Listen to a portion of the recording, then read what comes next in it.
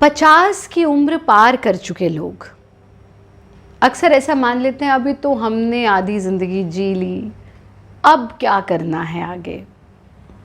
पर यहाँ तक कि जो 60 पार कर जाते हैं उनके लिए भी वंदनीय गुरुदेव कहते हैं कि रिटायर। आप रिटायर नहीं, रिटायर हुए, आपके नए टायर लग गए हैं और आप नई पारी के लिए तैयार हैं।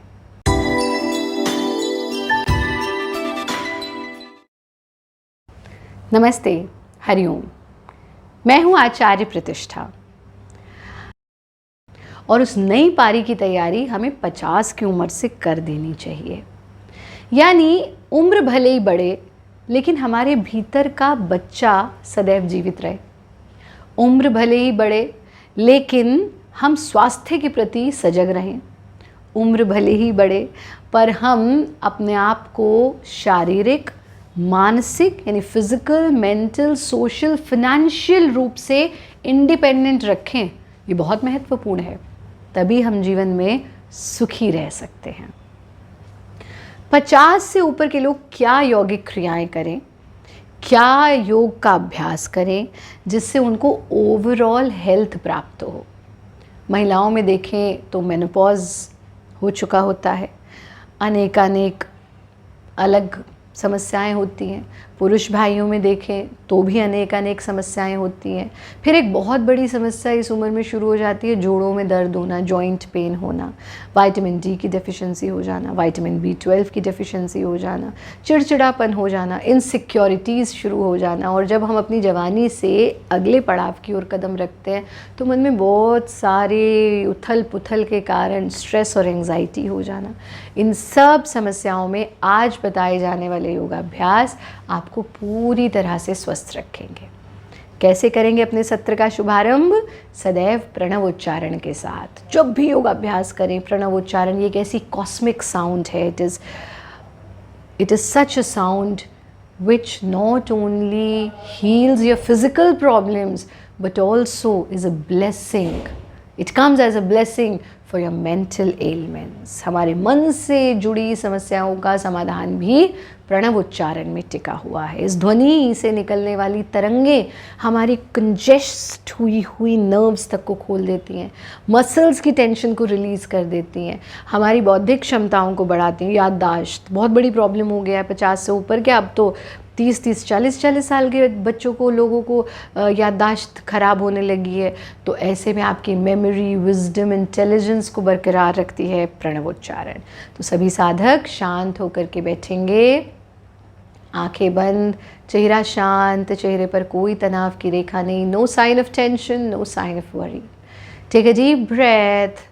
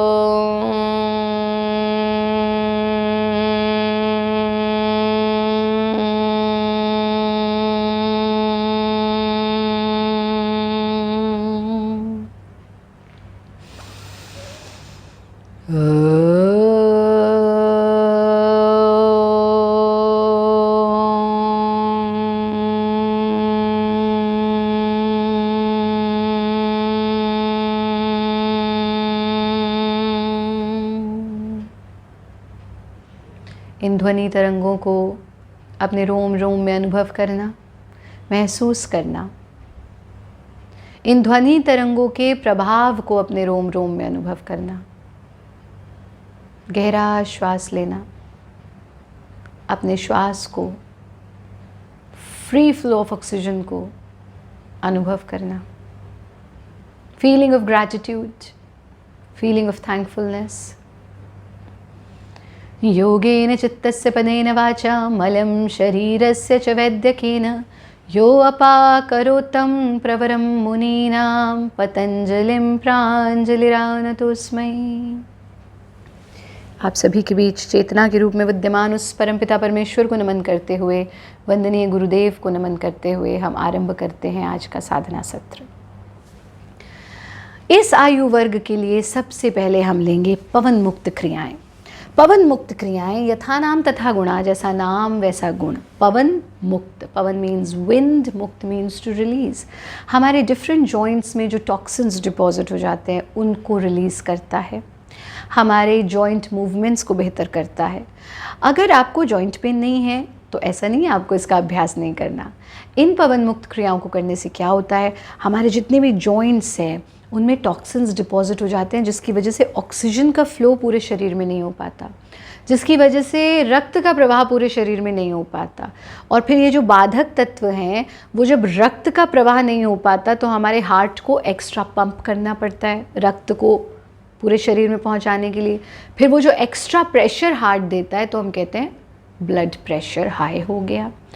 ब्लड प्रेशर के तो खैर बहुत सारे कारण हैं। ब्लड का थिक हो जाना, ब्लड के फ्लो में कोई व्यवधान आ जाना, जो स्ट्रेस से भी हो सकता है, जो जेनेटिक भी हो सकता है, जो गलत खान पान से भी हो सकता है। लेकिन अगर आप पवन मुक्त क्रियाओं का नियमित अभ्यास करते हैं तो एक ये आपके बीपी को नॉर्मल रखने में बहुत लाभकारी है, दूसरा आपके मोटापे को घटाता है, तीसरा ये जो इस उम्र में बाल सफ़ेद होने शुरू हो जा रहे हैं, स्किन पर थोड़े थोड़े से रिंकल्स आने शुरू हो जा रहे हैं जो कि बहुत खूबसूरत हैं और उनको आपको आनंद के साथ अपनाना चाहिए, लेकिन आयु से अधिक नहीं होना चाहिए, उसके लिए इनका अभ्यास हमें करना चाहिए। और जॉइंट पेन में तो ये रामबाण का कार्य करता है, थकान को, एंग्जाइटी को दूर करता है। कैसे करेंगे, सीधा बैठेंगे और सबसे पहले अपनी दोनों फिंगर्स को अपनी चिन पे लगाना और इसे प्रेस करना, रिलीज़ करना, प्रेस करना, रिलीज़ करना। ऐसा करते समय गर्दन के पीछे पड़ने वाले प्रभाव को अनुभव करना है। हर वक्त हम ऐसे झुक करके मोबाइल देखते रहते हैं, ये जो पोस्चरल डिफेक्ट है ये बहुत बड़ी समस्या है। तो गर्दन को बैक फ्रंट, बैक बैक 5 बार, ठीक। फिर गर्दन को राइट बेंड करेंगे और लेफ्ट हैंड का सहारा लेते हुए, राइट हैंड का सहारा लेते हुए और लेफ्ट हैंड को इधर स्ट्रेच कर देंगे, गोल घुमाएंगे। अब यहाँ कंधे का भी मूवमेंट हो रहा है, बैक। अब लेफ्ट हैंड से right hand straight and round movement. आपको अपने कंधे पे ये मूवमेंट फील हो रहा होगा। Back. One more time.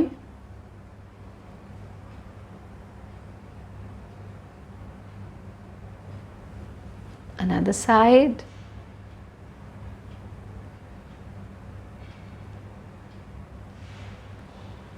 फिर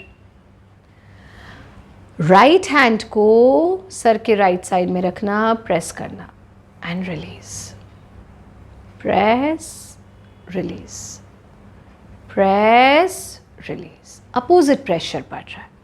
लेफ्ट साइड से इसी प्रक्रिया को दोहराना। सर का दर्द, माइग्रेन, सर्वाइकल, हेडेक सब में लाभकारी। दोनों हथेलियों को एक के ऊपर एक, माथे से हथेली पे प्रेशर, हथेली से माथे पर।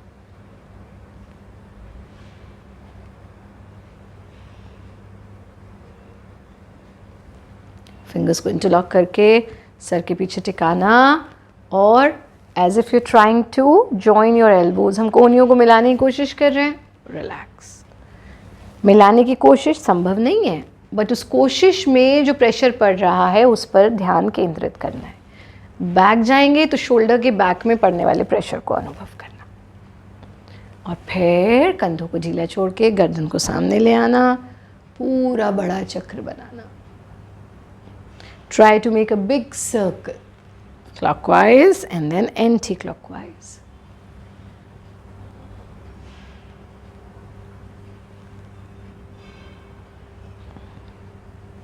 यहाँ से अपने कंधों को चक्राकार मूवमेंट, शोल्डर्स हमारे जनरली स्टिफ हो जाते हैं, पता नहीं कहाँ कहाँ की जिम्मेदारियाँ हम अपने सर पर लेकर के रखते हैं। पूरा बड़ा चक्र एंड देन एंटी क्लॉकवाइज। फिर शोल्डर का मूवमेंट भी नहीं होता है आजकल, उससे भी ये समस्या होती है। अपनी सबसे लंबे वाली उंगली को कंधों से छू देना, एल्बोज को आपस में मिलाना, अप बैक डाउन।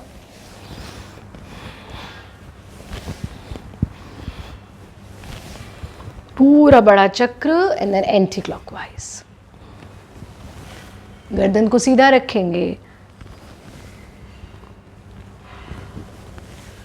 रिलैक्स, पूरे शरीर को ढीला छोड़ देंगे। अब यहीं से हम कंधों की एक और मूवमेंट लेंगे। हाथों को साइड में फैलाएंगे और शोल्डर को रोटेट करना है, फ्रंट एंड बैक। जब बैक करेंगे तो लोअर बैक तक पड़ने वाले प्रेशर को फील करना। So straight, front, back, front, back, front, back and relax. सभी क्रियाओं को आप 10-10 बार कर सकते हैं। एक चीज़ जो ध्यान रखने वाली है, अगर आप ज़मीन पर वज्रासन में नहीं बैठ सकते तो आप कुर्सी पर बैठ करके इनका अभ्यास कर सकते हैं, कमर को सीधा रखते हुए। ठीक, अगले अभ्यास में हमारी आ जाती है कंधे के बाद कोहनियाँ, elbows, straight, bent, straight. Inhale, exhale, inhale, exhale. ऐसा भी 10 बार करेंगे, फिर हाथों को ढीला छोड़ देंगे। कोहनियों के बाद क्या आता है? कलाई, रिस्ट। तो सबसे पहले अपनी ओर उंगलियों को खींचना, नीचे की ओर, मतलब ऊपर से भी अपनी ओर, नीचे से भी अपनी ओर। ऐसा हमें 10 बार करना है। ऐसा करते समय कुछ लोगों को कड़कड़ की आवाज़ भी सुनाई दे सकती है, ठीक है, परेशान नहीं होना उसके लिए। और फिर यहीं से सर्कुलर मूवमेंट 10 बार क्लॉकवाइज, और 10 बार क्लॉकवाइज करने के बाद 10 बार एंटी क्लॉकवाइज। हाथों को ढीला छोड़ देंगे। अब उंगलियां, हथेली पूरा खींचना, इनहेल,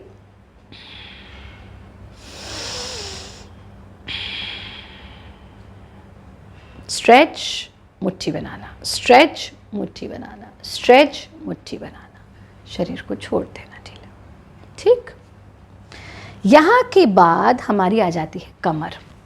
और कमर के अभ्यास में हम क्या करेंगे? सबसे पहले इस प्रकार से कमर को सीधा करके बैठेंगे। ठीक, अगर बहुत सीवियर बैक पेन है तो उसको स्किप भी कर सकते हो, बाकी सब लोग कर सकते हैं। ये बनाया हमने पीपल का पत्ता। देखो हमारे हाथ की आकृति पीपल के पत्ते जैसी होगी ना, बस यही हमें बनाना है। यानी सीधे बैठे, ट्विस्ट किया राइट साइड, ध्यान से देखिए, सीधे बैठे, ट्विस्ट किया राइट साइड, और फिर आप अपने लेफ्ट हैंड को भी यहाँ ले आएंगे। इस स्थिति में आ गए। अब यहाँ पर एक काम आप कर सकते हैं, हो सकता है कोई ऐसे आ जाए, नहीं, हमने क्या कहा, ये पीपल का पत्ता, तो किसी का यहीं तक आएगा तो यहीं तक करेंगे, जितना बैक जा सकता है बैक, लेकिन पीपल के पत्ते की आकृति हाथ की बननी चाहिए। सांस छोड़ते हुए वापस, अब इसे बाईं ओर, exhale, inhale, exhale, inhale, exhale, inhale, exhale, inhale, exhale. 5 से 7 बार इसका अभ्यास करेंगे। और फिर हमने कहा कि क्योंकि हम कमर का अभ्यास ले रहे हैं तो, और इन क्रियाओं का नाम क्या बताया? पवन मुक्त क्रियाएं। और पवन मुक्त क्रियाओं में पवन मुक्त आसन ना हो, ये कैसे हो सकता है ना? तो अब हम कर रहे हैं इसी में ही पवन मुक्त आसन, और ये यथा नाम तथा गुणा विंड रिलीजिंग पॉस्चर है। गैस हो रहा है, एसिडिटी हो रही है, इंडाइजेशन हो रहा है, और इस एज में तो बहुत गैस और एसिडिटी होती है, तो गैस और एसिडिटी के लिए रामबाण का कार्य करता है। अच्छा, ये चीज़ समझ लेंगे सभी लोग कि जब आप इसका अभ्यास कर रहे होंगे उस वक्त भी गैस पास हो सकती है, और होगी ही अगर आपको एसिडिटी है, तो उसको होल्ड नहीं करना है। बिल्कुल भी होल्ड नहीं करना है, जो गैस पास हो रही है उसे होने दें। हम पवन मुक्त आसन का मॉडिफाइड वर्जन ले रहे हैं ताकि सभी लोग कर सकें इसको आराम से, ठीक है। तो सबसे पहले हम राइट लेग से करते हैं, ऐसे घसीटते हुए पैर को लाना। जनरली हम पैर को उठा करके लाते हैं, यानी ऐसे उठा के फिर लाते हैं, लेकिन ये कभी कभी कमर में दिक्कत कर सकता है, और विशेष रूप से अगर कमर में दिक्कत है तो इसका अभ्यास बिल्कुल ही नहीं करना चाहिए। तो इसको घसीटते हुए लाना और अपने पेट के अगेंस्ट प्रेस करना, ठीक। अगर आपकी कमर में कोई दर्द नहीं है, सर्वाइकल का प्रॉब्लम नहीं है, तो आप अपने चेहरे को उठा के चिन को अपने घुटने के पास लाएंगे, फिर वापस ले जाएंगे, पैर को ज़मीन पे टिकाएंगे, घसीट देंगे। लेकिन क्योंकि हम मॉडिफाइड वर्जन कर रहे हैं तो आपको चेहरा नहीं उठाना है। तो कैसे करेंगे इसका अभ्यास? इस ही प्रकार से आप अपने पैर को घसीटते हुए लाएंगे, पेट के अगेंस्ट प्रेस करेंगे, एक्सेल एंड बैक। इनहेल करते हुए पैर को लाना, जब प्रेस करेंगे तो एक्सेल कर देना। इनहेल करते हुए पैर को ज़मीन पे टिकाना, एक्सेल करते हुए बैक।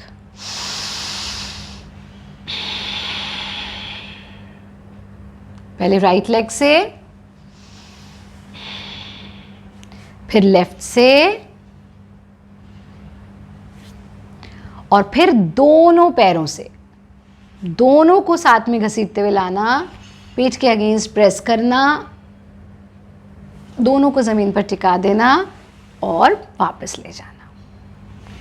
इसको कम से कम 3 बार, यानी पहले राइट फिर लेफ्ट फिर दोनों, ये एक रिपीटिशन है, आपको 3 रिपीटिशन करना है, और उसके बाद शरीर को ढीला छोड़ देंगे। अब यहाँ से हम लेते हैं कूल्हे, यानी हिप जॉइंट की प्रैक्टिसेस, फिर घुटना, फिर आपके पैर। लेकिन अगर आपको बैक पेन का प्रॉब्लम है तो आप लेट के ही करोगे, और अगर आपको बैक पेन का प्रॉब्लम नहीं है तो आप बैठ के भी कर सकते हो। तो हम आपको बैठ के दिखा रहे हैं आपको कैसे करना है, पर जब आप करेंगे तो ये डिपेंड करता है कि अगर कोई बैक पेन का पेशेंट है तो वो लेट के कर सकता है। तो कैसे करवट लेकर के उठेंगे और कूल्हे की प्रैक्टिस हमें कैसे लेनी है, इसको अच्छी तरह से समझ लीजिए। हम सीधा बैठेंगे और अपने ऐसे साइड से देखिए आप थोड़ा सा इसको, हमने अपने पैर को ऐसे ले लिया जैसे बच्चा गोद में लेते हैं ना, और ये गोद ही तो है। Lap is for child, not for top, laptop नहीं रखना चाहिए अपने लैप में, उससे हमारे प्रजनन अंगों पर प्रभाव पड़ता है, चाहे पुरुष भाई हैं चाहे महिलाएं हैं। तो इस तरह से ले लिया और इसको लेफ्ट हैंड से अपना टो पकड़ा और राइट से हमने घुटने के नीचे टिका दिया। अब इनहेल करते हुए ऊपर लाए, एक्सहेल करते हुए नीचे, और हिप जॉइंट पर पड़ने वाले प्रभाव को अनुभव करना।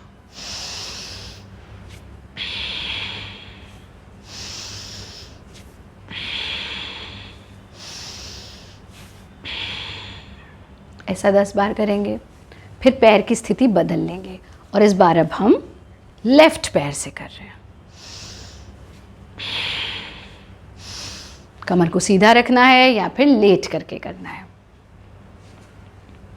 10 बार दोनों पैरों से करने के बाद हाथों को पीछे टिका करके शरीर को ढीला छोड़ देंगे।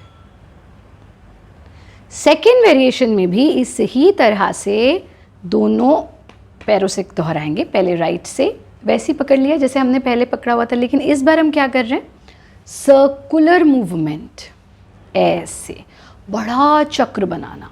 और जब ये बड़ा चक्र बनाएंगे तो हिप जॉइंट पर पड़ने वाले प्रभाव को अनुभव करेंगे। 10 बार क्लॉकवाइज, 10 बार एंटी क्लॉकवाइज।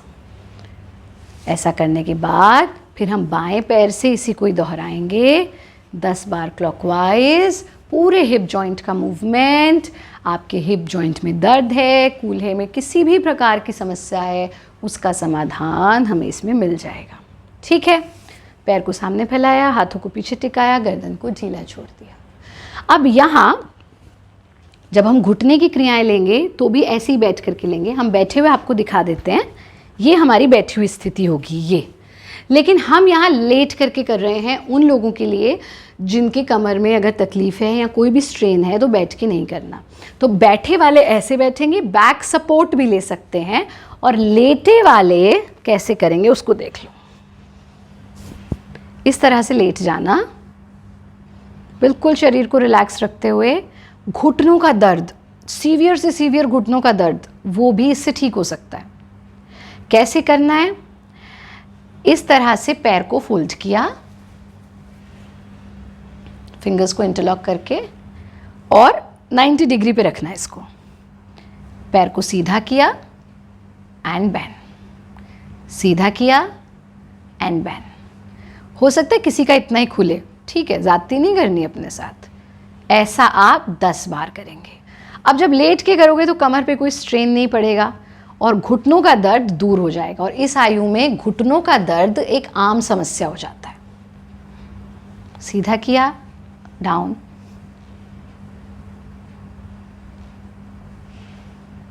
दस बार। पैर को फैला दिया, शरीर को ढीला छोड़ दिया। दूसरे स्टेप में भी इसी तरह से फोल्ड किया और चक्राकार मूवमेंट, लेकिन थाई का मूवमेंट नहीं हो रहा है, सिर्फ घुटने से नीचे के पैर का, क्लॉकवाइज और फिर एंटी क्लॉकवाइज। 10-10 बार क्लॉकवाइज एंटी क्लॉकवाइज मूवमेंट किया, फिर लेफ्ट साइड से रिपीट किया। थाई हमारी स्टेबल है, आप देख रहे हैं, मतलब ये पूरा नहीं घूम रहा है, ये स्टेबल है, सिर्फ घुटने से नीचे मूवमेंट हो रहा है, यानी घुटने से पंजे तक का, क्लॉकवाइज एंड एंटी क्लॉकवाइज। फिर पैरों को फैला दिया,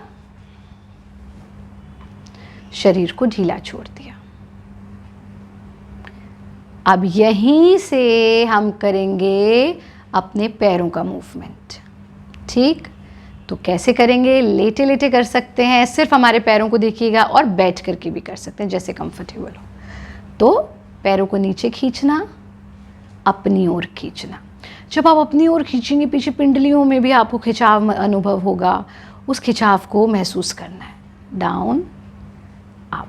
वेरिकोज वीन्स का प्रॉब्लम, सियाटिका का प्रॉब्लम, उन सब में ये क्रिया बहुत बहुत हेल्पफुल है। ये पूरी पवन मुक्त क्रियाएं बहुत हेल्पफुल है।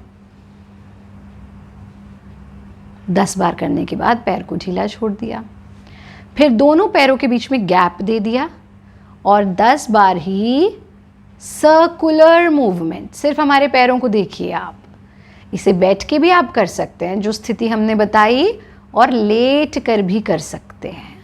पूरा clockwise movement and then anti clockwise movement.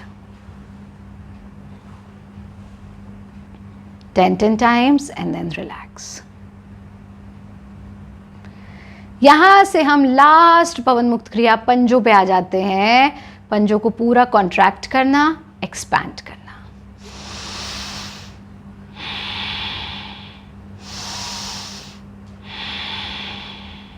10 बार, और ऐसे ऐसे मूवमेंट, हाथों को मूवमेंट, पूरे शरीर को मूवमेंट देना, एंड रिलैक्स। अब उठेंगे कैसे, वापस कैसे जाएंगे? वापस जाने के लिए हम अपने पेट के बल लेट जाते हैं और कमर को रिलैक्स करते हुए बैक, और यहाँ से सीधा, पीछे नहीं झुकना, सीधा लेफ्ट साइड ट्विस्ट करके राइट एड़ी को देखने की कोशिश, बैक। इनहेल, लेफ्ट एड़ी को देखने की कोशिश, बैक। यानी जब लेफ्ट साइड ट्विस्ट करेंगे राइट एड़ी को देखेंगे, और राइट साइड ट्विस्ट करेंगे लेफ्ट एड़ी को देखेंगे।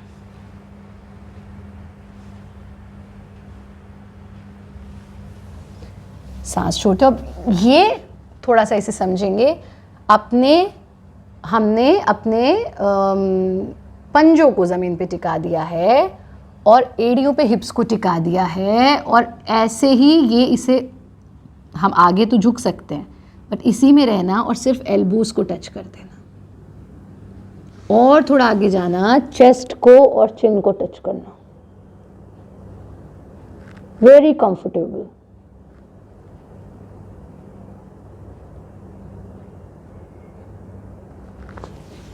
और फिर अपने आसन में बैठ जाएंगे।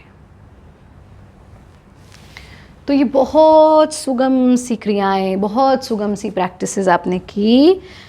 यहीं से हम अपने सत्र को पूर्ण करेंगे नाड़ी शोधन प्राणायाम से। नाड़ी शोधन प्राणायाम को डीपली जब हम 19th को आएंगे आपसे मिलने, तो हम ज़रूर समझेंगे, अभी उतना जितना हम इन दिनों में प्रैक्टिस कर सकें, है ना। तो कैसे करते हैं नाड़ी शोधन? नाड़ी शोधन, 72,000 नाड़ियाँ हैं हमारे शरीर में, उन नाड़ियों की शुद्धि का काम सिर्फ नाड़ी शोधन करता है और किसी तरीके से उनकी शुद्धि नहीं हो सकती।